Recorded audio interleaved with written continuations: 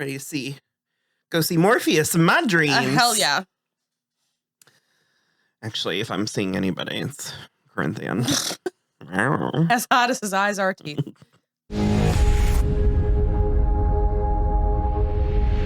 Hello, everybody. I'm Will. And I'm Kristen. And this is So I'm Watching The Sandman, Season 1, Episode 10. I am at the end of my rope. We're done. It's called Lost Hearts.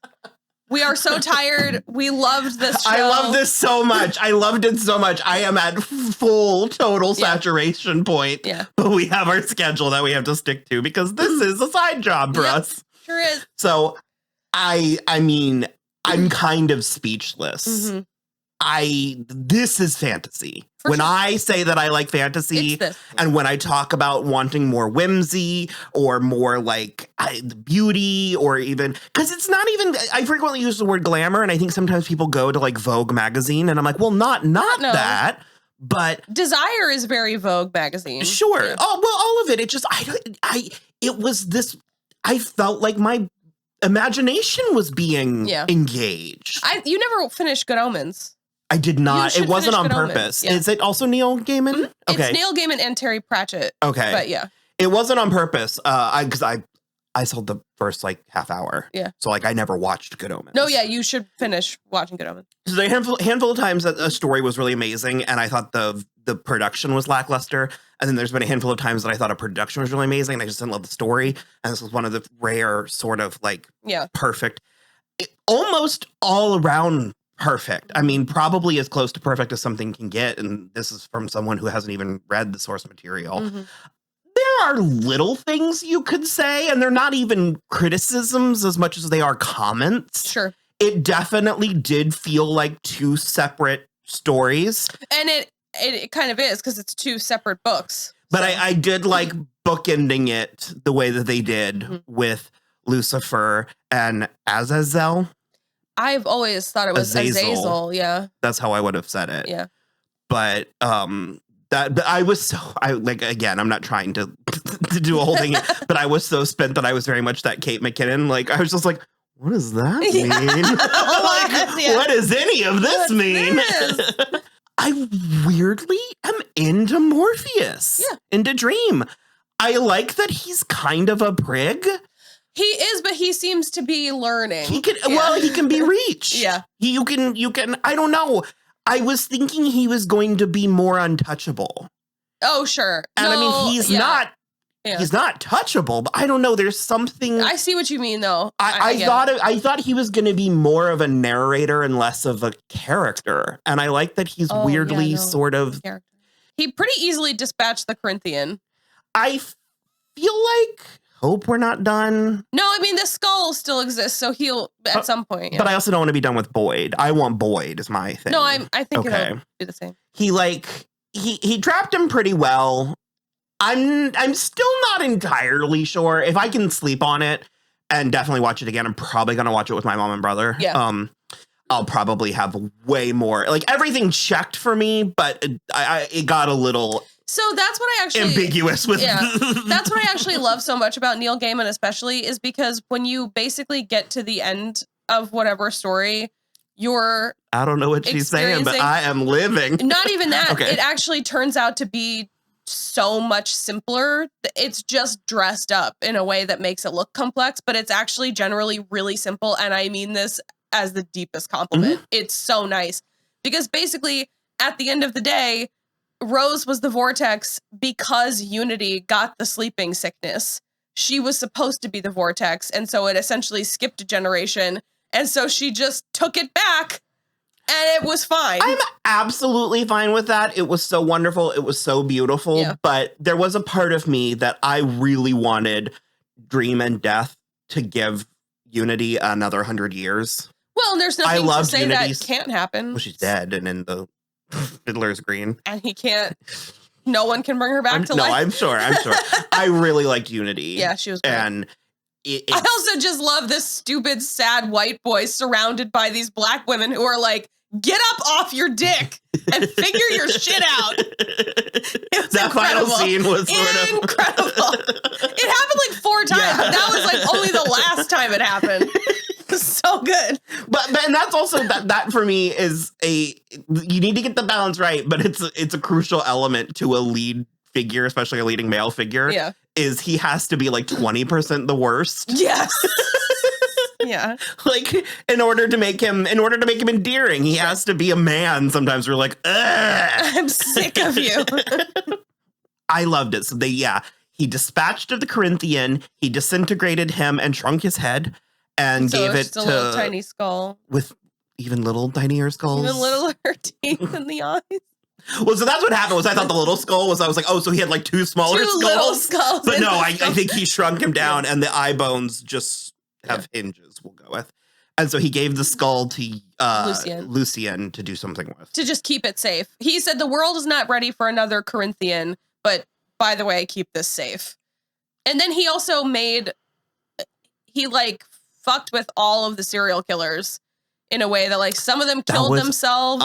Well, no, he made them confront themselves. Yeah. He removed any and all scales, any and all delusion. And that was incredible. Yeah. That was so just. Mm-hmm. Like, I don't know. It was perfect. The good doctor, she called herself in. Basically, she to 911. Nimrod shot himself. This is just for me. This will mean nothing to you watching this. But a few episodes ago, in a totally other topic, I said that Nimrod was a biblical king who was really wise. Mm-hmm. I was wrong. He was a good hunter. That's what it was. Okay. He was this like fantastic hunter. And in Looney Tunes, anytime that Bugs would say it to Elmer Fudd, it was meant to be ironic. Yeah. But it changed the word to mean idiot. Yeah. So that's when I love language. I love when things like that sort of happen. Yeah. So I really liked, I loved all of that. Rose and Jed are good. Yep. And they went back to New York and Jersey. They're from Jersey. Yeah. Well, John Cameron Mitchell Howell wanted to go to New York. Fucking Barbie and Ken were so funny. So funny. I think she needs to dump him. But it was just a dream.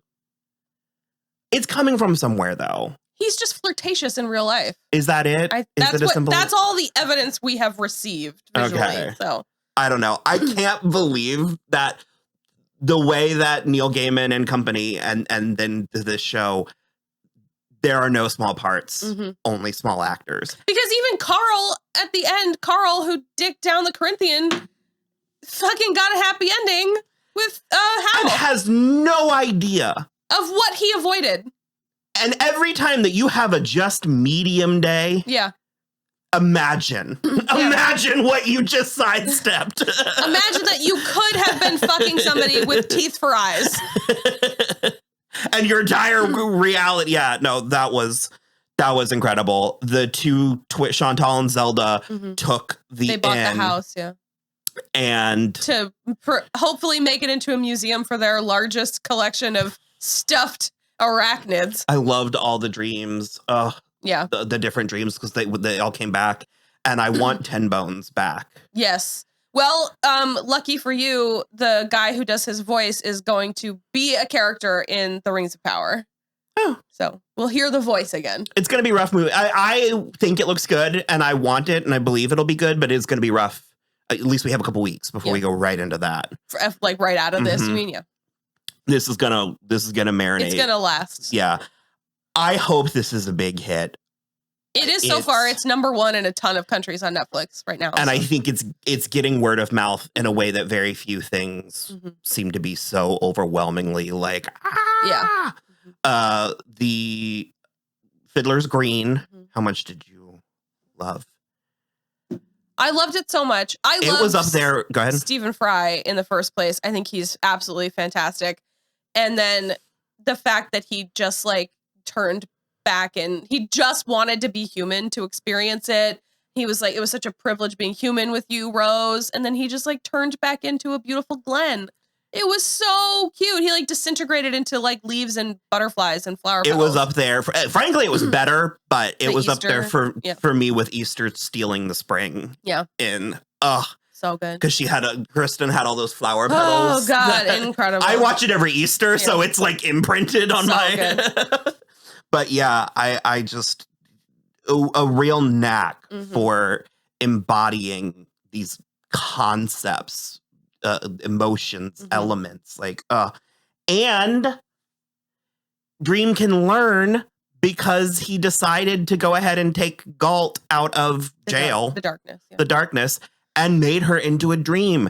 And my favorite part though, is she was still identifiably Galt. She still looked. She was still dark. And he gave her beautiful wings. And like the kind of the scary spacey looked more paint. Yeah. And she had fairy wings and incredible. it was so good. And he had Lucien came to say that Rose had or was going to write a book because the library has future books too. And he had her stay to watch Galt. Because she was the one that was sort of pushing for it. Oh, we did find out also that I clocked it when Unity talked about it the first time. I wish I had said something because I clocked it. The father of her baby was Desire. So this was all basically Desire trying to kick the bucket down the road, essentially. So explain that to me. So that scene and the Lucifer scene turned into psychobabble. Sure. So basically, Desire was trying to just fuck with Dream. And for funsies. Instead of having the vortex happen when Dream was out of commission, Desire made it so that the vortex got kicked down the road and would only come up. Oh, so that Dream would have to deal with it. Yeah. Because they thought... Loves it.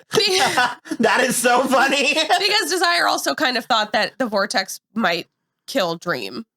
Why does Desire have it out for Dream? I don't totally know. I don't know that Desire does either. Yeah. And it's also because then Dream was very sexily threatening Desire and was like, do you think that you can do this? And that was the other thing is they were trying to make it so that, no, that's why, because the Walkers are family of the Endless. And so Desire was trying to make Dream kill a family member because apparently that is a harsh punishment. So I think that would have taken Dream off the chessboard. Interesting. Yeah. And so then basically Dream was like, nice try, but don't do it again or I'll fuck with you. In my opinion, Desire is a bitch. Yeah. So hot too. Who is that? Mason Alexander Park, I think. It's a talent to be maybe just Alex. That type of person and to play a character like that and have it work and not have it make you want to scratch your eyes out. Yeah. At least for me. Oh my God, no. People who works. think they're hot shit, I'm like, ugh. But no, it actually really. Yeah, but I feel like when you're playing the embodiment of Desire, you're allowed to think you're hot shit. I don't know. It was really, It worked though. I am blown away. Yeah. I don't think the marketing did this any favors. The marketing focused so much on the darkness of it, which is an aspect. But I don't think it's the overwhelming aspect. No, it's way more whimsical than I would have ever thought. And, I love it. And also hopeful, way more encouraging. Mm-hmm. And this is the adult version of the Pixar movie. I already compared it to Inside Out or Soul or all of those things. So we do still have the Lucifer scene, and we did finally get mention of God, which I've been waiting for. Oh my God, I hope we get into that. And I want some angels. I really. Well, Azazel was cool. I technically he's a demon, but he was cool. So what was his deal with Lucifer? The demon gods or whatever want a war, essentially. And he was just sort of I know we can't leave hell, but basically if you make hell all there is, then we don't need to. Yeah. So just sort of want to expand. Yeah. Lucifer, they seemed. Yeah. I think it didn't seem like she wanted to, but she was like, well, okay. I guess we'll do it. I can't wait for 3 years from now. Yeah. Lyda had the baby. We don't have a name for it. Yeah. We'll see. I'm sure the baby's going to mean something later. I loved it. I just had an excellent time the whole time. It was great. I came more. for the food and got so much more. Yeah. So, yeah, I can't. More. Enough. Big thumbs up. Definitely go watch it. Check it out. Tell your friends. We want more. Like and subscribe if you want to read a book that's almost as good as this. I love our book. It's nowhere near as good as Sandman. You can read Fairytale You sure can. at Amazon.com. It's not Sandman-esque. It's a fantasy book. But it's also modern. I think that's a huge thing for me too. Just get out of the medieval. Yeah, because even though it's about fairy tales, about fairy tale characters, it's about them in a modern milieu. Yeah. They're like society people, but there is also fantasy. Yeah. There is also like myth and adventure and all that stuff. So definitely like and subscribe, Patreon and YouTube and Twitter and Instagram and Venmo and all of those words that mean things. We did get a Venmo. Did we? Like 2 weeks ago. I only just saw it today. I thanked them with a message, but thank you again. We should maybe check our financial stuff. Only today I did. But thank you so much. You can always just throw us a tip if you don't want to do something monthly. If you like what we're doing. Yeah, we'd love that. So definitely make sure to check those out as well. I need money to buy wine. I need money to buy like $250 Sandman collection. So I'm screwed if they do dolls. Yeah, I don't know. So okay, bye. Bye.